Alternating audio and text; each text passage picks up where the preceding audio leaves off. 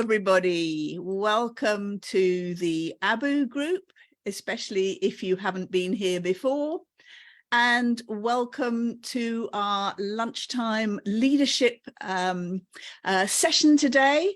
And today I'm delighted to say that we have Cara Cunniff with us.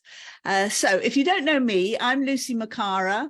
I'm the founder of Rethink Press and the founder of the Business Book Awards, author of 13 books, and I run the ABOO Group. And today we have Cara Cunniff, who is an accomplished leadership and performance consultant, founder of ThriveWell Global, a people and performance development company. And Cara takes leaders from good to great so that they can lead with strength, insight, and sustained effort. So this session with Cara is all about growth, embracing change, and taking us from good to great. So Cara, welcome. It's lovely to have you here. You've had 30 years of corporate coaching and entrepreneurial experience, which is very impressive, and an extensive background in performance, leadership and business. So welcome, and it's brilliant to have you here.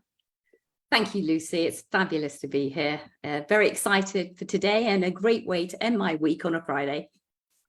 Well, I know you've got a slideshow to share with us, so please do go ahead, and please do put comments in the questions and comments in the comments below, and I will relay them to Cara when she's finished. But if you want to wait till the end, that's fine, or comment all the way through, but we will not interrupt Cara while she's giving her session. So looking forward to that now, Cara. Thank you. So thank you, Lucy. And it's great to be here, and it's great to see you here, whether you're watching this live now in this moment, or whether you're watching this in the future, whether you're watching this on the replay. And what I want to encourage you to do is please put any questions you have into the question box, the chat. And if you have any questions and you're watching this on replay, send me an email. There's lots of options to find me. Send me an email, book a growth session, because we want to future-proof your leadership. So that's what this is all about today. This is about future-proofing your leadership. I want you to come into this with an open mind. I want you to be curious about what does it mean to future-proof leadership? What does it mean to be a good leader? And what does it mean to be a great leader? I'd like you, just for a brief moment, to step inside yourself and ask yourself that question. Am I a good leader? Or am I a great leader? And what does that mean for you? So, at the moment, we are in times where it's really tough because we're being asked to do more in business and in life with a lot less. And it was in the Times yesterday that the economics editor, Philip Aldrich, he commented that almost every advanced nation has suffered a sharp productivity slowdown since 2008. But the UK has actually gone backwards.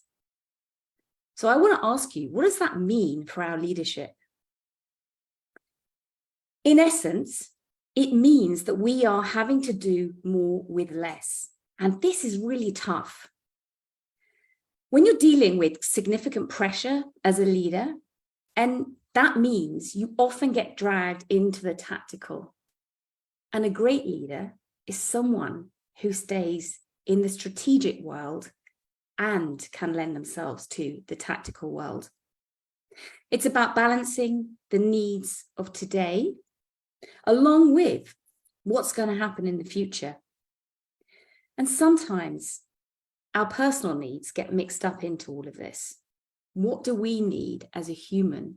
What do we need as a leader in order to be able to lead, prepare themselves, yourself, and your team for the challenges of today and tomorrow, so that you can perform and thrive, and that your business is productive and profits? Well, I want to suggest right at the outset that what you need is resilience, channeled and focused energy, and high performance strategies. Yesterday in the Times, I keep moving myself around the screen so you can see it. Yesterday in the Times, actually, sorry, 2 days ago in the Times, this was one of the headlines. We're all being held back by the failings of amateur bosses. This is from the chief executive of the Chartered Management Institute, Anne Frank. And it's saying that UK leaders in industry and government need to take skilled management and leadership seriously. What does that mean, taking it seriously? Well, she's absolutely right. It's about stopping shying away from just expecting our leaders to be able to do this stuff and then enforcing it. And that sits all the way through the organization. So what we're here today is to talk about how we future-proof your leadership, whether that's your personal leadership, whether that's you leading your team, or whether that's you as a leadership team looking after your business and leading your business. What I want to do is take you from good to great, because you know what? At ThriveWell, we believe that this is all about future-proofing your leadership. And it's a method that whatever place you are within your organization, you can perform under pressure and you can stand up and move forward within the challenges of today. And I want to share with you why I believe good leadership is no longer good enough. The future is coming. What do I mean by that? The future is coming. Well, the future is now. And the future is now, and it's now. But what I want you to think about is, have you looked forward and imagined that future? What does your future leadership look like? What do you look like as the leader of the future? Because the future is coming. The future is increasingly VUCA. Volatile, uncertain, complex, and ambiguous. It's difficult, it's turbulent, it's challenging. And how are you planning your leadership so that you can do the best thing possible? The pace of leadership is increasingly rapid. You know, we just have to look at ChatGPT. You know, a year ago, had any of us actually even heard of it? I know I hadn't. And now I have to say, I do like it. And it is a little go-to of mine for some help in some of the parts of my business. And I want to share with you that actually, I believe that your leadership story is incomplete. Now, what does that mean, incomplete? What is the story that you are telling yourself? What is the narrative that goes round and round and round in your head that's speaking to you about how you are as a leader, how you show up as a leader? Are you showing up as a good leader, or are you showing up as a great leader? I want to take you to what could be seen as a leadership journey. You can also see this as your resilience journey. And you can also see this as the journey of what happens when change, challenge, and adversity strikes your leadership as a person or your business.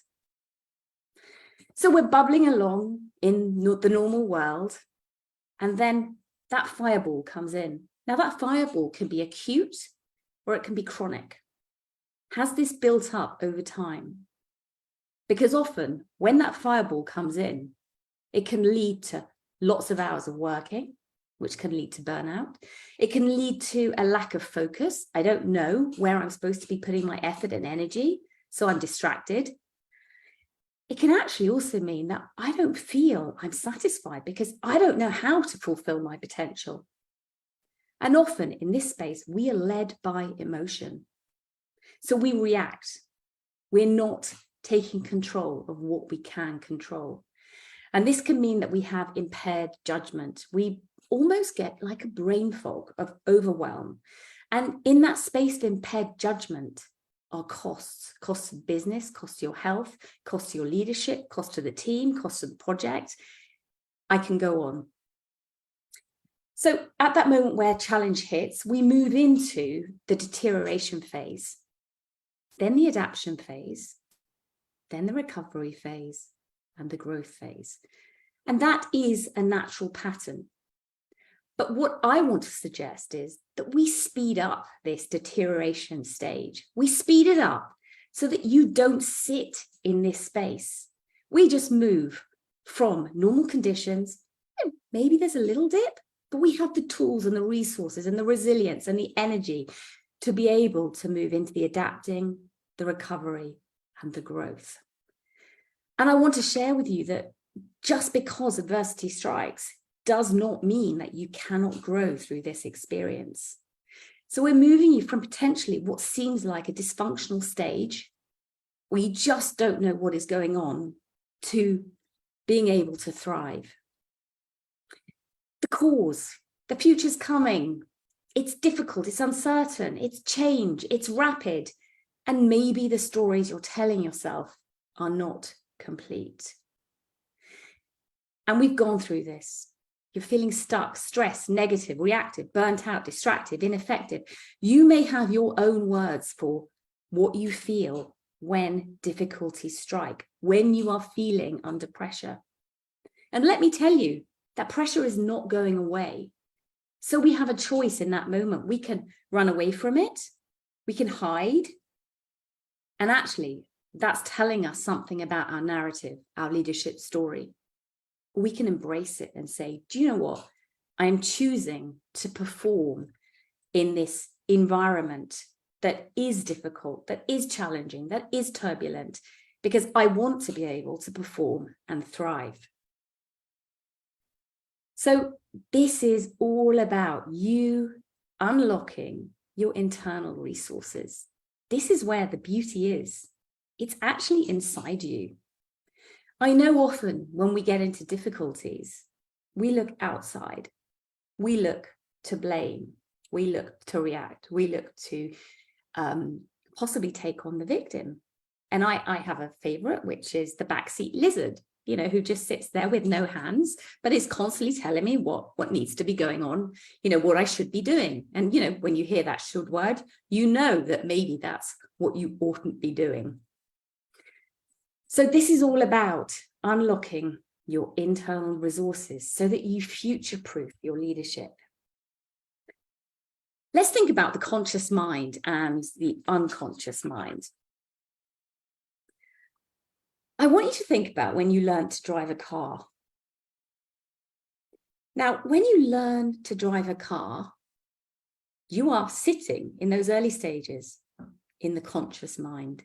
You are learning. And I know from my experience, I had my mother screaming at me. I was generally screaming back at her. You know, I was trying to change gear, look in the mirror. Changing gear was at least a multi-step process of 3 or 4 different things that I was trying to remember to do. And that was all in the unconscious mind.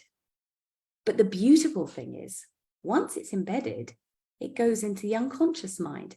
How many times do you go on a journey? You're driving, maybe a manual car, maybe an automatic, but you get there and you realize you haven't actually thought about the driving process in the whole journey, the whole leg of the last 20 minutes, for example. So the conscious mind, when you're future-proofing, is the captain of your ship. It's the goal setter. It's the thinking mind. It's the critical and the logic mind.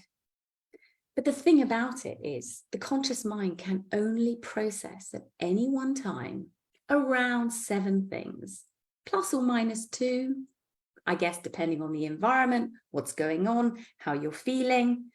But you know what? 7 things, that's not many. And if you think about learning to drive a car, maybe you'll understand why that's tricky. And it also relies on willpower. It relies on willpower in the conscious mind. Whereas the unconscious mind, that's the crew. So the conscious mind is the captain and the unconscious mind is the crew. It's the goal getter. It's automatic. It's where your belief sits. It's the domain of your emotions. In the unconscious mind, it's where your imagination sits. And so when we're talking about future-proofing, we're talking about calling on our beliefs, on our imagination, on our values.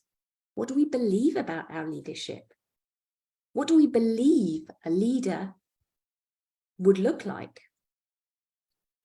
It's also where our intuition sits. And of course, our protective reactions. So fight or flight. It sits in the unconscious mind because it's automatic, because it's quick. So if you think about walking out into the road and almost having a face-to-face with a car, and you jump back, that is automatic. That is your unconscious working. And the thing about this is the unconscious mind drives your emotional state. So when you're talking about leadership, it is really important. It's critical that you are tying your emotional state back to your unconscious mind. The unconscious mind is where the beauty happens. It's where the magic happens. And although we have two parts of our mind, in this example, the conscious and the unconscious, what we want to do is align these two so that they work together, so that they bring the best captain and the best crew to the table to achieve whatever the outcome is that you've decided you want to go and get. So, where's the problem in this? Because it all sounds amazing, doesn't it? We've got this great conscious mind, we've got this unconscious mind, and it all sounds brilliant. Let's just bring it together. But you know, as well as I do, it doesn't work just like that. But I want to offer you a thought. Your leadership potential is limited by you. And that is why your leadership story is incomplete. The unconscious mind, as we all know, has limiting beliefs. And that's based on experiences we've had, often up to the age of 7. But that doesn't mean that's the last experience that will feed into what you believe about yourself as a leader. Negativity bias. You know, it is natural for us to go to the negativity bias because that's the protective state. That's the fight or flight state. How can I survive? But I want you to realize that all of this, it is possible to change. And we can change some of that in an instance. So great leaders who future-proof their leadership, unlock their potential and grow. And this can be done when it's difficult.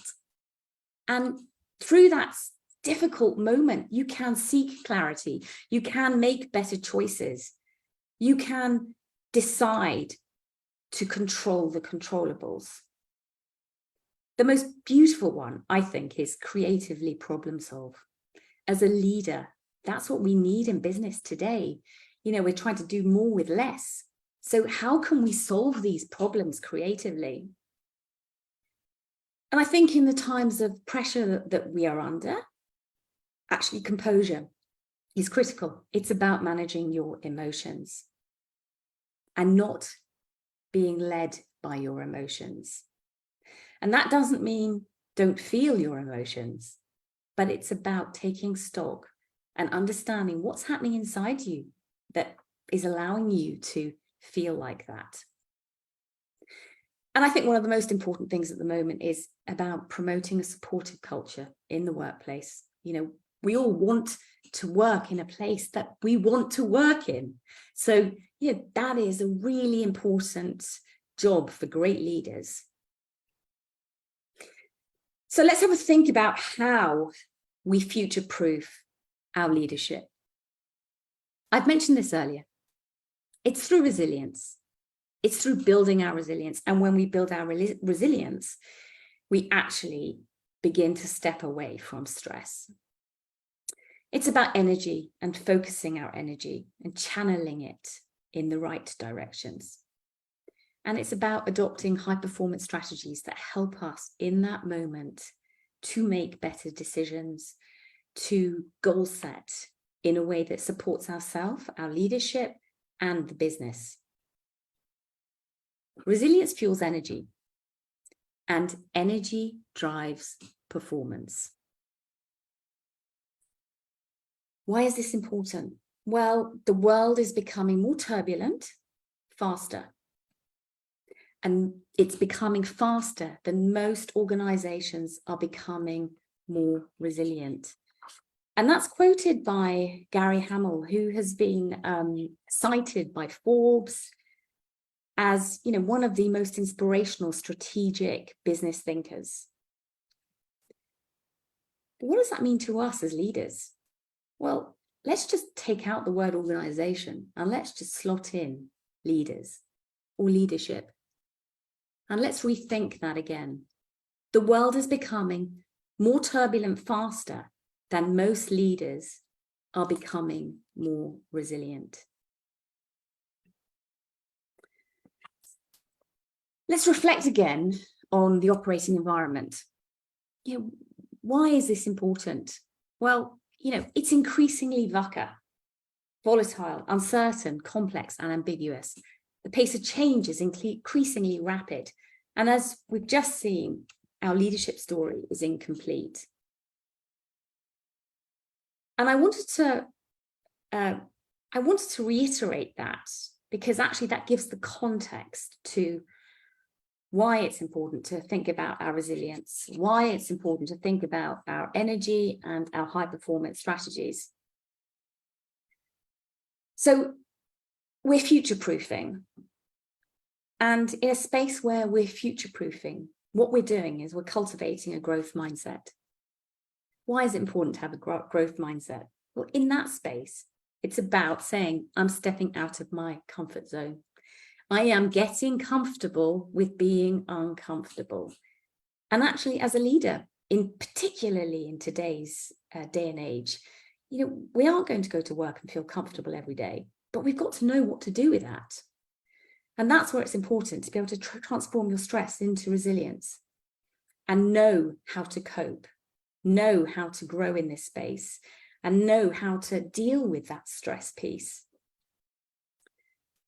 Controlling the controllables. What can we control? Well, often we try to control too much. It's maybe something we can influence. Maybe it's something that actually we just need to stop being fixated on and focus on what we can control. And if you think about a situation and you take your hand, put the situation in the hand. So maybe it's, I'm worrying about my team dynamics. Well, let's take our hand and let's stick, building, creating the stress of team dynamics. And outside of this are all the things that you can't control. But inside of this are all the things you can control. And sometimes it's as easy as sticking your hand on a page and drawing around it. And in the middle, write, whatever your stress is, your difficulty, your concern. And then also in this space, write what you can control, because that's really, really important. And it's also just as important to write what you can't control. The other thing that I think we often forget is that we can always choose our attitude. Whatever is going on, it is the only thing that cannot be taken from us. So if we want to show up with a smile on our face, that is a choice. If we want to show up with a grumpy face, even if the world is on our shoulders, it's a choice. Energy. So remember that resilience fuels energy, and where attention goes, energy follows. So we need to make sure that that energy and attention are going in the right direction. I want to ask you what you believe and what you set as your leadership vision for yourself. What is your leadership vision for yourself? And what are the values that you stand by as a leader? Often when we write our values, we'll write relationships, we'll write something about career, but actually I'd like to understand what you see as your leadership values. And maybe it's just a case of writing down 20 values that spring to mind and then draw that down to the top 7. What's your vibe? So what does it mean? What's your vibe? Well, this is one of my favorites because it is, again, it's how you show up. Regardless of what's going on in your world, how do you show up? Because that information, that when you show up in a certain way, you are delivering information to your team. And they are thinking, oh, they're happy today. Oh, they're sad today. Oh, they're energetic today. Oh, they're emotional today. And they will feed off that. So your vibe is about how you are communicating yourself and your emotional presence to your team and also to your workplace and the business. And energy is also about learning how to manage the cycles of high and low states. So it's your energy and your emotional states. So those are states like anger, they're states like fear. We've got potentially happiness. We've got sadness. They are all states that deliver energy to a situation, but they're also what's going on inside you. So it is really important to manage those cycles of high and low states because they will also allow you to show up in the way that you want to show up. And I just want to suggest something. I want to suggest that you can change a state, an energy state, in an instant. Because if you came to work and you had the world on your shoulders, and then maybe you knocked your coffee cup over and you spilled coffee all over a piece of work that you spent hours and hours on, or you deleted something on the computer. I know I've done that. And that place that you go to of how am I going to deal with this? I've got to do it all again. The frustration, the irritation, the anger at myself, and how can I be so stupid? But actually, if your boss then came to you and said, do you know what? You have done so well. You've just been brilliant the last 2 or 3 months. And we're actually going to send you on a holiday because you've done so well. Well, I can almost guarantee that the coffee incident or the deletion incident will have just gone somewhere into the background because your energy and your emotional state would now be focusing on the excitement of being chosen and of the thought of going on this incredible holiday. So that is how easy it is to change a state. How many of you feel like this? It can be really tricky when you don't know your direction. It can be really difficult when you're trying to take a team on a direction and all you feel is you're going round in circles. You're not going to let me move on from the circles. There we go. This is all about embedding high performance strategies. It's very easy if you don't prioritize and set clear goals. We all know this, but I'm actually talking about your leadership goals.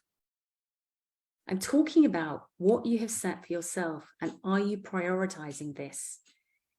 What you've set as a leadership team and are you prioritizing this? Otherwise, you will find that you're putting out lots of energy, lots of effort, and it's going in the wrong direction. In the military, there is a framework: ends, ways, means. So you start with the end in mind. And I know we've all heard that before from the incredible book, 7 Habits of Highly Effective People. So that is the ends piece. You know, you've got to know the end state that you're looking for. But you need to know the way you're going to get there. How are you going to get there?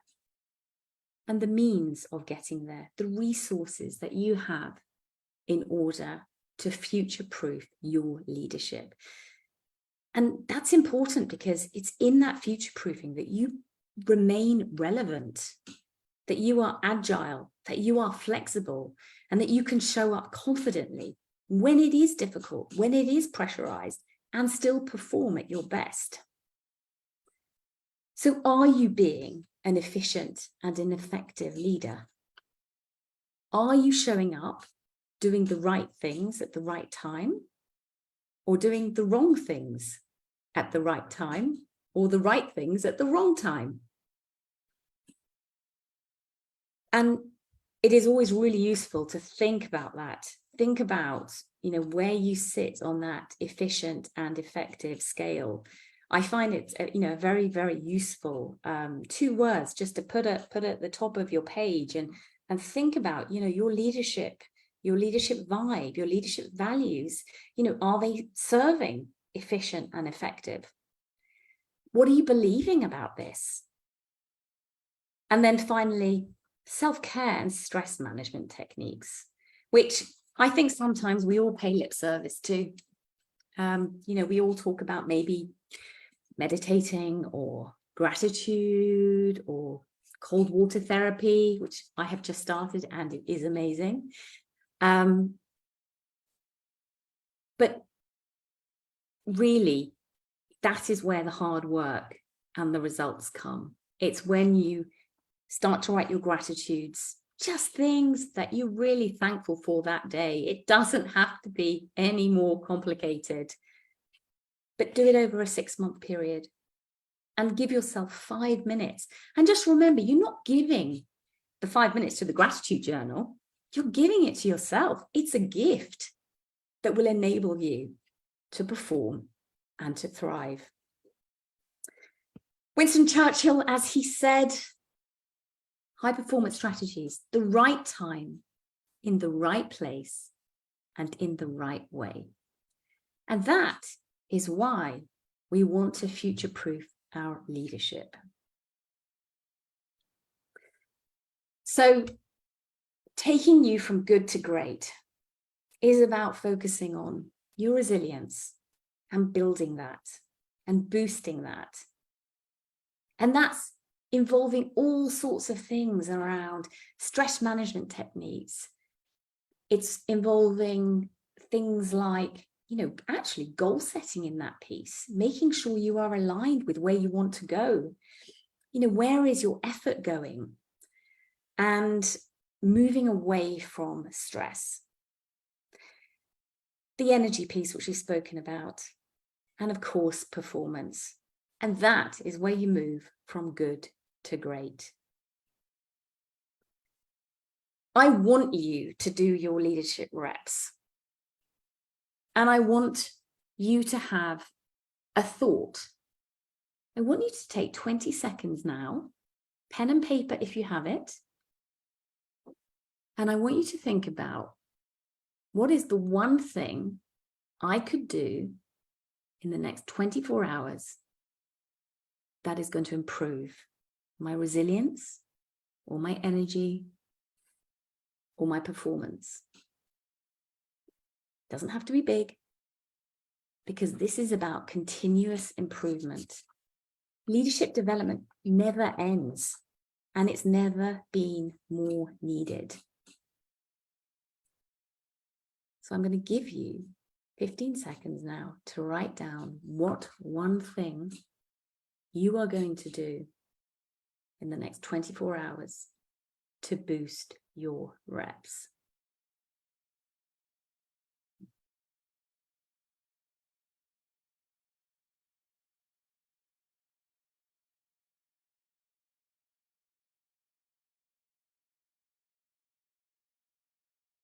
I think that's about 15 seconds.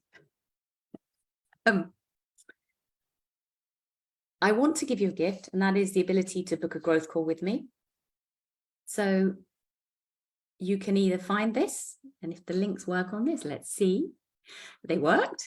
So you can either book a growth call on my website, and we can have a chat about where you are, what you want, what you're doing, and through that, you can then take the link to book a leadership call with myself.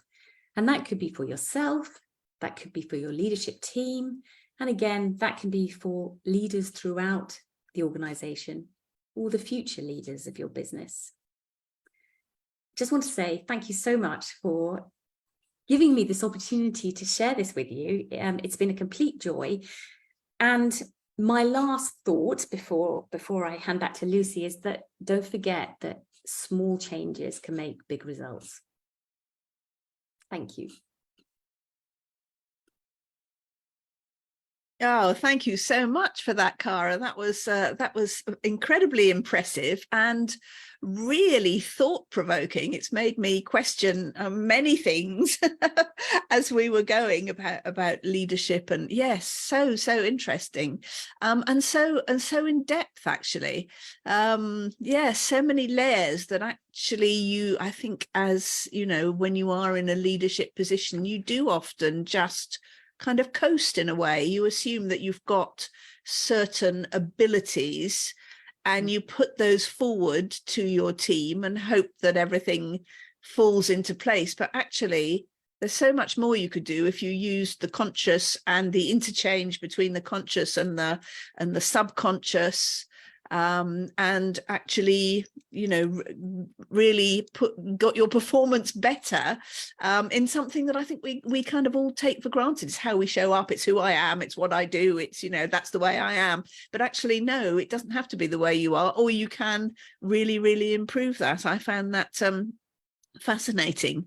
We've got a question from Michaela, actually, who says, do you think people who gain a lot of external positive reinforcement, gratitude and validation become better leaders because of that, whether that be in business or their personal lives? I think that's a fascinating question.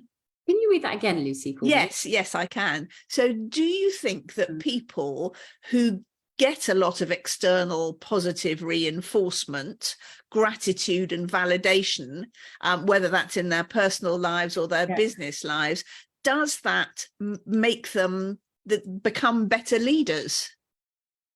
That's an amazing question.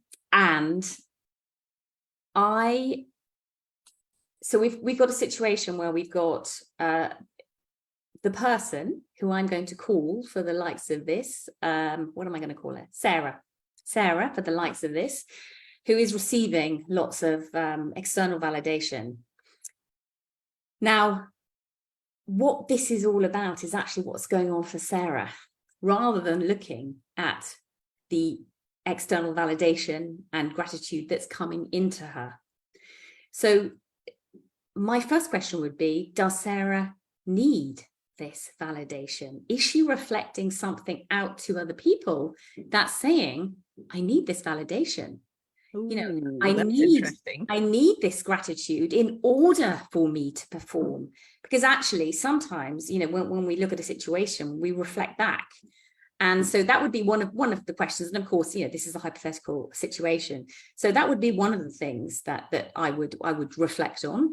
I think also it's really important to understand, how Sarah is performing under pressure, and is she thriving? Why is she receiving this validation? Let's hope it's because she's doing a good job. But actually, sometimes if we get lots of external validation, it does mean that we start to coast because we think we're doing an okay job. We're good, but are we great? So actually, I think it's far more what's going on for Sarah than the fact that she's getting this external validation, because as I've shown you, we can be good and we can get this external validation. And I think the other thing to consider in this is what is the culture that we're working within? Is this a culture that does thrive on giving lots and lots and lots of, gratitude and validation, obviously personal or business? Or is this a culture where, it doesn't come by very often? So if it doesn't come by very often, then actually for Sarah, that could be a really amazing thing. And that could be actually, a sort of an event changer in her life experience. So I hope that's answered your question, Michaela. I know that there are lots of different options that we could go into here, but really what this is about, it's about the operating environment. Is that something that you get a lot or you don't get a lot? And it's about Sarah's awareness, what's going on for her, and how does she receive that information, and what does she do with it? That's a very interesting and complex response, Cara. That's even more food for thought. I suppose when I read that question, I was thinking, well, there are some children, people who kind of gain through their lives, they kind of get positive reinforcement, while others, perhaps just because of the way their style is, maybe what you call their vibe, get much less positive reinforcement. And does that make one or other of them more likely to be better leaders? I think actually, if you're talking about entrepreneurship, we often see, those who are the big serial entrepreneurs, maybe as we're thinking about maybe Richard Branson's of this world, where they've suffered difficulties in childhood, that may be a learning difficulty, or that could be a relationship difficulty. Sometimes that does spur us on and drive us to want to make more of ourselves. I know from my own personal experience, and so from being in the reserves, the military, many years ago now, but I know that has shaped me into being a far better human, actually, and leader. And I think, let's not forget that leadership is about humans. It's about two people interacting, or maybe one person and a team, or maybe one person and a business, or maybe a leadership team and the business. But it's all about human interaction. And that is why what is going on in here is so important. And I think also my own personal experience of childhood, which I know shaped me hugely, is that I grew up with a feeling that I was never good enough. And what I've learned through unpicking my background is that I spent my childhood trying to achieve, trying to show up in the best way I could be, trying to be this, always wanting to seek external validation. That's what I was seeking, because I never felt good enough. And now I can look back and unpick that and reframe that and change that, because it's all possible. So, has that made me a better leader? I think the unpicking and the understanding has made me a better leader, because I know who I am. Yeah, that's a great response. I wonder, Cara, I know this is rather a broad question, but do you think that women get less external validation, or have more internal doubts perhaps about their own leadership ability? And does that, women tend to have different leadership styles to men. And I'd just be interested in your thoughts, your reflections on the difference between male and female leadership, if that's not too difficult a question to throw at you. No. I actually believe that men and women, because we're obviously generalizing here, of course, all feel all emotions. I think it is easier for females to, and again, big sweeping statements here, to be to maybe to show their feelings, maybe because we feel that it is more accepted to show our feelings. I